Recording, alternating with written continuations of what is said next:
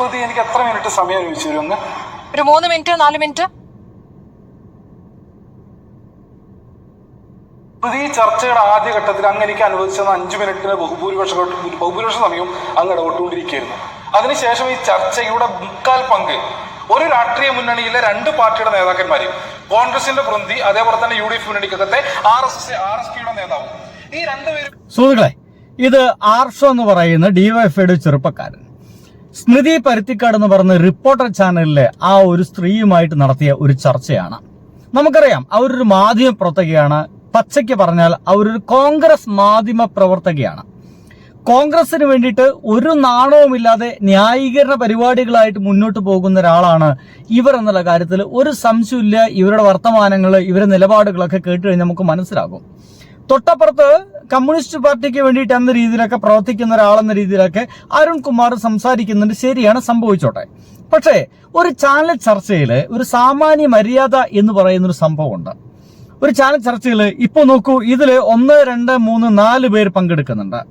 ഈ 4 പേരിൽ നമുക്കറിയാം ഒരാൾ കോൺഗ്രസ്സുകാരാണ്, ബാക്കി 2 പേരും ഏകദേശം കോൺഗ്രസ് ചായ്വുള്ള ആൾക്കാരാണ്. അങ്ങനെ നോക്കുകയാണെങ്കിൽ 3 പേരാണ് കോൺഗ്രസിന് വേണ്ടിയിട്ട് ഇവിടെ കൃത്യമായിട്ടും സംസാരിക്കാൻ വേണ്ടി വന്നിട്ടുള്ളത്. ഒരൊറ്റ മനുഷ്യൻ മാത്രം, PM ആർഷോ എന്ന് പറയുന്ന ഈ ഒരു ചങ്ങാതി മാത്രമാണ് വേണമെങ്കിൽ നമുക്ക് പറയാൻ കഴിയാം അയാൾ ഒരു CPM-കാരനുമായിട്ട് അല്ലെങ്കിൽ ഇടതുപക്ഷത്തിന് വേണ്ടി സംസാരിക്കാൻ വന്നത് PM ആർഷോ മാത്രമാണ്. പിന്നെ അപ്പുറത്ത് നമുക്ക് കാണാൻ കഴിയുന്ന ആ ഒരു മനുഷ്യനൊക്കെ നമുക്ക് കൃത്യമായിട്ട് അറിയാം കോൺഗ്രസിന് വേണ്ടി മാത്രം സംസാരിക്കുന്ന ആൾ. അങ്ങനെയാണെങ്കിൽ നോക്കുകയാണെങ്കിൽ സ്മൃതി പരുത്തിക്കാട് അടക്കം 4 പേരാണ് കോൺഗ്രസിന് വേണ്ടി സംസാരിക്കാൻ വന്നു നിൽക്കുന്നത്. ഇവിടെ ഒരൊറ്റ വ്യക്തി PM ആർഷോ എന്ന് പറയുന്ന ഈ ഒരു മനുഷ്യൻ മാത്രമാണ് നമ്മുടെ CPM-നോട് സംസാരിക്കുന്നത്. ഇനി ഞാൻ കുറച്ചു നേരത്തെ പറഞ്ഞു ഞാൻ നിങ്ങളോട്, പലപ്പോഴും ഈ ഒരു സ്മൃതി പരുത്തിക്കാട് എന്ന് പറയുന്ന ഇവർ കോൺഗ്രസിന് വേണ്ടിയിട്ട് ഒരു ന്യായവുമില്ലാതെ സംസാരിക്കാൻ വരാറുണ്ട് എന്നുള്ളത് പല ആളുകൾക്ക് സംശയം ഉണ്ടായിരിക്കും. ഞാനത് നുണ പറയുകയാണ് അല്ലെങ്കിൽ ചുമ്മാ അങ്ങോട്ട് തട്ടിവിട്ടാന്നൊക്കെ സംശയമുള്ള ആളുകൾക്ക് ഞാനൊരു വീഡിയോ കാണിച്ചു തരാം. അത് ഇങ്ങനെയാണ്. ഇന്നൊരു പ്രഹസന സമരം കണ്ടു. പ്രഹസന സമരം എന്ന് പറഞ്ഞാൽ ഒരു രാഷ്ട്രീയ പാർട്ടി ഈ പറയുന്ന ദുരിത ബാധിതർക്ക് വീട് നിർമ്മിച്ചു നൽകാം എന്ന് പറയുന്നതും സർക്കാർ നിർമ്മിച്ചു നൽകുന്ന വീട് എന്നുള്ളതും രണ്ട് കാര്യമാണ്. സർക്കാരിനാണ് ഉത്തരവാദിത്തം. രാഷ്ട്രീയ പാർട്ടി അവരുടെ നിലപാട് വ്യക്തമാക്കുന്നു. അത് സർക്കാരിനാണ് ഉത്തരവാദിത്തം, ഒരു രാഷ്ട്രീയ പാർട്ടിക്ക് ഉത്തരവാദിത്തമില്ല. ഒരു രാഷ്ട്രീയ പാർട്ടിയാണ് പിന്നീട് സർക്കാരായിട്ടൊക്കെ ഇവിടേക്ക് മാറിപ്പോകുന്നത് എന്നുള്ള ഒരു സാമാന്യ ധാരണ ഒക്കെ സ്മൃതി പരുത്തിക്കാടിന് ഉണ്ടാകുമെന്നൊക്കെ നമ്മൾ ധരിച്ചു കഴിഞ്ഞാൽ അത് നമ്മുടെ പിഴവാണ് എന്ന് പറയേണ്ടി വരും. എന്താണ് ഈ പ്രഹസന സമരം എന്ന് ഇവർ പറഞ്ഞു വെച്ചെന്ന് ഓർമ്മയുണ്ടോ? നമ്മുടെ കോൺഗ്രസ്സുകാര് പറഞ്ഞായിരുന്നു ആ ഒരു വയനാട് ദുരിതം നടന്ന സംഭവത്ത് ഞങ്ങൾ എത്രയോ വീടുകൾ വെച്ച് തുടക്കും. അങ്ങനെ എത്രയോ വലിയ വീടുകളൊക്കെ പറഞ്ഞത് കുറഞ്ഞ് അവസാനം 100 ചില്ലറ വീടുകളിലേക്കോ 230 വീടുകളിലേക്കോ എത്തിയിട്ടുണ്ട്. ഇതിനു വേണ്ടിയിട്ട് എന്താണ് പണി തുടങ്ങാത്തതെന്ന് വെച്ച് കഴിഞ്ഞപ്പോൾ ഇവർ പറഞ്ഞു ഗവൺമെന്റിന്റെ ഒപ്പം ഞങ്ങൾ നിൽക്കുകയില്ല, ഞങ്ങൾ സെപ്പറേറ്റ് ആണ് വീട് വെച്ച് കൊടുക്കുന്നത്. ഇതിന്റെ ഭാഗമായിട്ട് ഇവർ ആപ്പ് തുടങ്ങുന്നു, ആപ്പിന്റെ ഭാഗമായിട്ട് പണം പിരിക്കുന്നു. അങ്ങനെ കോടിക്കണക്കിന് തുകയാണ് ഈ കോൺഗ്രസ് എന്ന് പറയുന്ന ഈ ഒരു പാർട്ടി പിരിച്ചുണ്ടാക്കിയത്. അങ്ങനെ പിരിച്ചുണ്ടാക്കിയിട്ട് ഇത്ര കാലമായിട്ടും സർക്കാരിന്റെ വീട് പണി കഴിഞ്ഞിട്ടും ഇവര് വീട് വെച്ച് കൊടുത്തിട്ടില്ല. സ്വാഭാവികമായിട്ടും പത്രപ്പത്രമൊക്കെ ചോദിക്കും നിങ്ങൾ കൊടുക്കാമെന്ന് പറഞ്ഞ വീട് എവിടെ?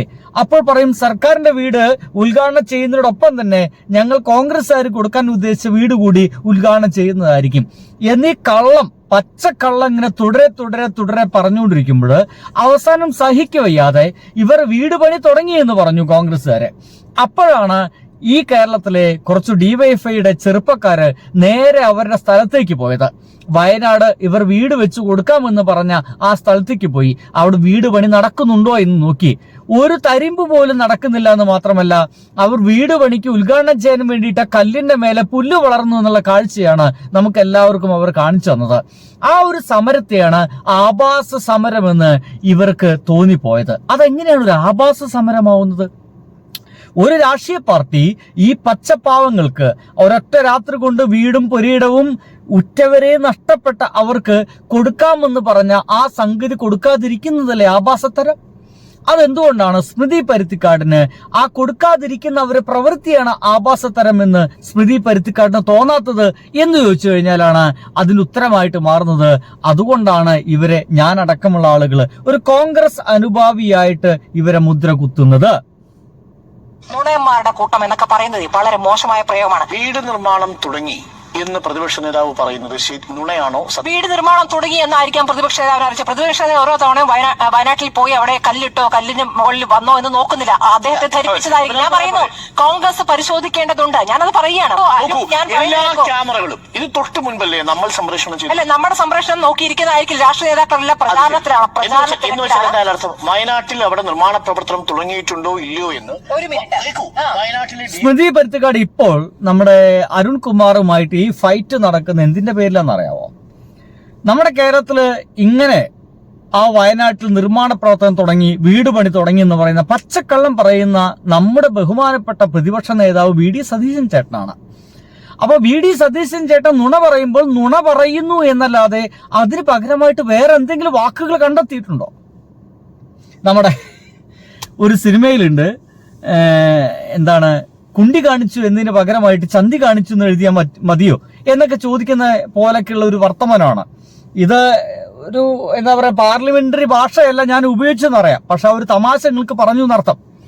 പക്ഷെ ഇവിടെ സംഭവിക്കുന്നത് വി.ഡി. സതീശൻ ചേട്ടൻ പിന്നെ നുണയല്ലാതെ പിന്നെ എന്താണ് പറഞ്ഞത്? നിങ്ങൾ അവിടെ പോയി നോക്ക്, അവിടെ വീട് പണി തുടങ്ങിയിട്ടുണ്ട്, നിങ്ങൾ പച്ചക്കള്ളം പറയണ്ടെന്ന് മാധ്യമങ്ങളെ വെല്ലുവിളിക്കുന്നു. മാധ്യമങ്ങൾ അവിടെ പോയി നോക്കുന്നു, വീട് പണി തുടങ്ങിയിട്ടില്ല എന്ന് അവർക്ക് ബോധ്യമാകുന്നു. ഈവൻ ഈ റിപ്പോർട്ടർ ചാനലടക്കം അവിടെ പോയതാണ്, അവർക്ക് ബോധ്യമായതാണ് വീട് പണി തുടങ്ങിയിട്ടില്ല എന്നുള്ളത്. ഇങ്ങനെയുള്ള ഒരു നുണ എന്ന് പറഞ്ഞപ്പോൾ സ്മൃതി പരുത്തിക്കാടിന് അത് വലിയ പ്രശ്നമുണ്ടാവുന്നു. ഇങ്ങനെ കൃത്യമായിട്ടും കഴിഞ്ഞ കുറച്ച് നാളുകളായിട്ട് കോൺഗ്രസിന് വേണ്ടി മാത്രം എന്ന രീതിയിൽ പ്രവർത്തിച്ചു കൊണ്ടിരിക്കുന്ന ഒരാളാണ് സ്മൃതി പരുത്തിക്കാട്. ഞാൻ സത്യം പറഞ്ഞു കഴിഞ്ഞാൽ ഇതൊക്കെ കണ്ടും കേട്ട് മനസ്സിലാക്കാവുന്ന ഇവിടുത്തെ LDF നേതാക്കൾക്ക് എന്തിനാണ് ഇവരെ വിളിച്ചാൽ ചർച്ചയ്ക്ക് പോകുന്നത് എന്നുള്ളതാണ്. ബഹിഷ്കരിക്കണം ഇവരെ. കോൺഗ്രസ്സുകാരാ, ഒരു 4 കോൺഗ്രസ്സുകാരും വിളിച്ചു കൂട്ടിയിട്ട് ഒരു വൈകുന്നേരത്തെ കട്ടൻ ചായ കുടിക്കുന്ന പോലെ എന്തെങ്കിലുമൊക്കെ കട്ടൻ ചായ കുടിച്ച് 4 വർത്തമാനം പറഞ്ഞ് പോട്ടെന്നേ. എന്നാലത് എന്താണ് നമുക്കതിൽ ഇടപെടാനുള്ളത്? എന്തായാലും ഇവിടെ ചെയ്തത് സ്മൃതി പരുത്തിക്കാട് ജനാധിപത്യ വിരുദ്ധമാണ്. ഒരു നല്ല മാധ്യമ പ്രവർത്തകയ്ക്ക് യോജിച്ച ഒരു പരിപാടിയല്ല. ഇതിനൊക്കെ ചെറ്റ മാധ്യമ പ്രവർത്തനം എന്നൊക്കെ മറ്റൊക്കെ പറയേണ്ടി വരും. അതല്ലാത്ത വാക്കുകളൊന്നും എനിക്ക് കിട്ടുന്നില്ല എന്നുള്ളതാണ് ഞാൻ അവിടെ വെച്ച് അവസാനിപ്പിക്കുന്നത്. എനിക്ക് എത്ര മിനിറ്റ് സമയം ചോദിച്ചിരുന്നു? ഒരു 3 മിനിറ്റ് 4 മിനിറ്റ്. ഈ 3 മിനിറ്റ് 4 മിനിറ്റ് എന്തിനാണെന്നറിയോ? ഒരു ചാനൽ ചർച്ച എന്ന് പറയുന്നത് മിക്കവാറും 1 മണിക്കൂർ 3/4 മണിക്കൂർ ഉണ്ടായിരിക്കും. ആ 3/4 മണിക്കൂർ അല്ലെങ്കിൽ 1 മണിക്കൂറിലെ ആ ചർച്ചയ്ക്കിടയിൽ ഈ PM ആർഷോ എന്ന് പറയുന്ന മനുഷ്യന് ആകെ അനുവദിച്ചു കൊടുത്ത സമയം എന്ന് പറയുന്നത് 3-4 മിനിറ്റ്. ഇതിനു മുമ്പ് 5 മിനിറ്റ് കൊടുത്തു PM ആർഷോയ്ക്ക്. 5 മിനിറ്റ് ഇടയ്ക്ക് സംസാരിക്കുന്ന ഇടയ്ക്ക് മുഴുവൻ ഈ പറയുന്ന സ്മൃതി പരുത്തിക്കാട് എന്ന് പറയുന്ന ഈ ഒരു മാധ്യമ പ്രവർത്തക അവരുടെ ഇടയിൽ കയറി സംസാരിച്ച് ശല്യപ്പെടുത്തി എന്നുള്ളതാണ്. അത് കൃത്യമായിട്ട് PM ആർഷോ പറയുന്നുണ്ട്. ഇതിനു മുമ്പ് എനിക്ക് 5 മിനിറ്റ് തന്നു, പക്ഷെ നിങ്ങൾ ഇടപെട്ട് എന്റെ 5 മിനിറ്റ് എന്റെ കയ്യിൽ നിന്ന് പോയി, എന്നെ സംസാരിക്കാതെ അനുവദിച്ചിട്ടില്ല. ഇതൊരു മാധ്യമ പ്രവർത്തന രീതിയല്ല എന്ന് കൃത്യമായിട്ട് PM ആർഷോ പറയുന്നുണ്ട്. സത്യം പറഞ്ഞു കഴിഞ്ഞാൽ ഇതെങ്കിലും PM ആർഷോ പറയണം. ഇതെങ്കിലും പറഞ്ഞിട്ടില്ലെങ്കിൽ അത് നെറുകേടായി പോവും PM ആർഷോയെ പോലുള്ള ആളുകൾക്ക് എന്ന് എനിക്ക് തോന്നിപ്പോയി. എന്തായാലും സ്മൃതി പരുത്തിക്കാടിന് വേണ്ടത് കൊടുത്തിട്ടുണ്ട് PM ആർഷോ. അത് കേട്ടു നോക്കൂ. ഈ ചർച്ചയുടെ ആദ്യഘട്ടത്തിൽ അങ്ങനെയൊക്കെ അനുവദിച്ചത് 5 മിനിറ്റിന് ബഹുഭൂരിപക്ഷ സമയവും അങ്ങ് ഇടപെട്ടുകൊണ്ടിരിക്കുകയായിരുന്നു.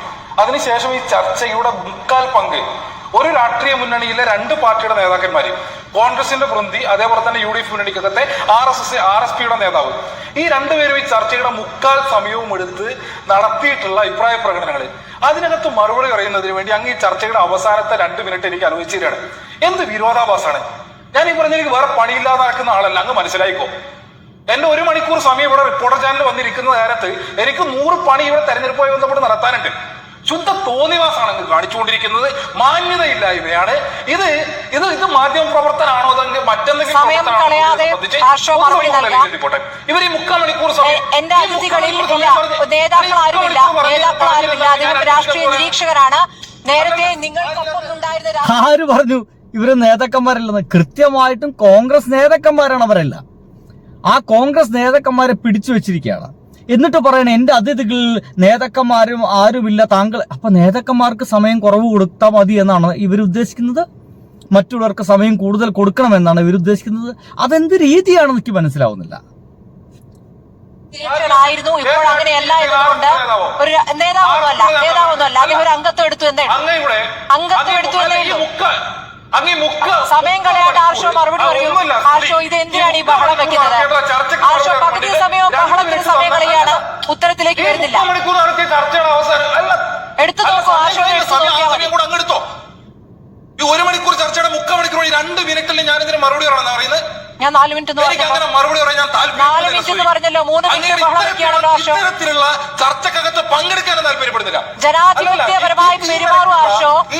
എന്താണ് ജനാധിപത്യപരമായിട്ട് ആർഷോ മാത്രം പെരുമാറിയാൽ മതി എന്റെ സുഹൃത്തുക്കളെ? ഇവിടെയും ആദ്യം പുറത്തേക്ക് കൂടി ഇടയിൽ കയറിയിട്ടൊരു മീഡിയേറ്റർ ആയിട്ട് സംസാരിക്കുകയാണെങ്കിൽ ഒരു വിഷയത്തില് അത് പക്ഷപാതിത്വപരമായിട്ട് സ്മൃതി പരുത്തിക്കാട്ട് ഇടപെടുകയല്ലേ? ഇപ്പൊ പോലും PM ആർഷോ അവന്റെ രോഷപ്രകടനം പറഞ്ഞു പോവുകയാണ്, അപ്പോൾ പോലും ഇടപെടുകയാണ്. അസഹിഷ്ണുതയുടെയാണ് സത്യം പറഞ്ഞു കഴിഞ്ഞാൽ എനിക്ക് തോന്നിപ്പോകുന്നത് ഇവിടെ സ്മൃതി പരുത്തിക്കാട് ഇടപെടുന്നു എന്നുള്ളതാണ്. PM ആർഷോയുടെ സത്യസന്ധമായ വാക്കുകള്, കൃത്യമായിട്ടും ജനങ്ങൾ അറിയേണ്ട കാര്യങ്ങൾ അറിയരുത് എന്നുള്ള വാശിയോട് കൂടിയിട്ടുള്ള ഇടപെടലുകളായിട്ട് മാത്രമേ ഇതിനെ കാണാൻ കഴിയുള്ളൂ. ചെയ്യേണ്ട ഒറ്റ കാര്യമേ ഉള്ളൂ. ഇനി അങ്ങോട്ടുള്ള ദിവസങ്ങൾ ഒരിക്കലും ഒരു ഇടതുപക്ഷക്കാരനും ഈ റിപ്പോർട്ടർ ചാനലിന്റെ പരിപാടികളിൽ പങ്കെടുക്കാതിരിക്കുക എന്നുള്ളതാണ്. അതായിരിക്കും ഏറ്റവും നന്നാവുക. ഒരു ജനാധിപത്യ ശ്രുതി അങ്ങ് ജനാധിപത്യം ഒന്നും പറയല്ലേ. അങ്ങ് നിങ്ങൾക്ക് എന്തിനാണ് ഇത്ര അസഹിഷ്ണുത? പല അഭിപ്രായങ്ങളെ കേൾക്കുന്നതിൽ എന്താണ് അങ്ങേക്ക് ഒരു ബുദ്ധിമുട്ട് ആർഷോ? എന്ത് പ്രശ്നമാണ് ഈ ചർച്ചയിൽ ഉണ്ടായിട്ടുള്ളത്? ആർഷോയ്ക്ക് മാത്രമാണ് മണിക്കൂറിന് ശേഷം അങ്ങ് 2 മിനിറ്റ് ആർഷോ പറഞ്ഞോളൂ, സമയമല്ലേ തരുന്നത്?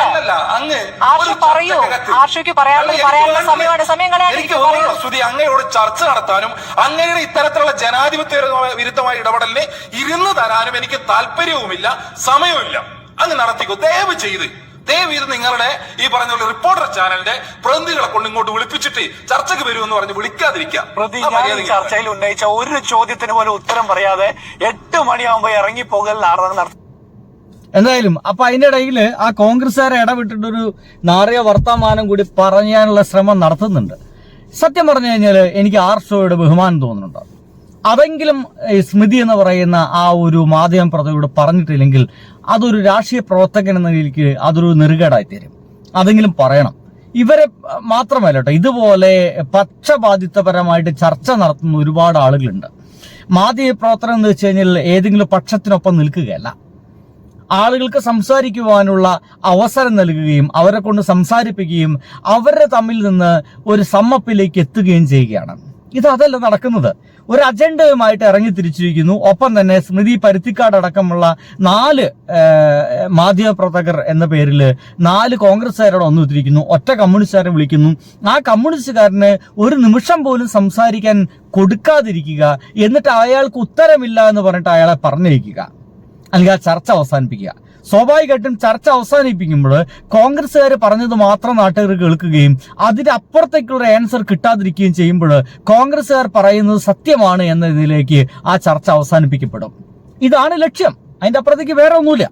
അതിന് പകരമായിട്ട് കൃത്യമായി സമയം ഇത്ര എന്ന് വെച്ച് കൃത്യമായി കൊടുക്കാൻ കഴിയും. അങ്ങനെ കൊടുക്കുന്ന ആളുകളുണ്ട്, അങ്ങനെ ചർച്ച നടത്താൻ പറ്റുന്ന ആളുകളുണ്ട്. പക്ഷെ സ്മൃതി പരുത്തിക്കാട് അത് നൽകില്ല എന്ന് ഞാൻ കുറച്ച് മുമ്പ് കൊടുത്ത ആ ഉദാഹരണം അനുസരിച്ച് നിങ്ങൾക്ക് മനസ്സിലാക്കാൻ സാധിക്കുമെന്നുള്ളതാണ്.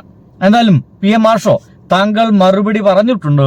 കൃത്യമായിട്ടും അവർക്കത് കൊള്ളേണ്ടിടത്തൊക്കെ കൊണ്ടിട്ടുണ്ടാവും എന്ന് തന്നെയാണ് തോന്നിപ്പോകുന്നത്. സുഹൃത്തുക്കളെ, ഇനി നിങ്ങൾ ഇതിനെ ഏത് രീതിയിലാണ് കാണുന്നത് എനിക്ക് വലിയ പിടുത്തൊന്നുമില്ല. നിങ്ങളുടെ അഭിപ്രായങ്ങൾ തീർച്ചയായിട്ടും എഴുതി വെക്കുന്ന വിശ്വാസത്തോടെ ഞാൻ അവസാനിപ്പിക്കട്ടെ. ബൈ.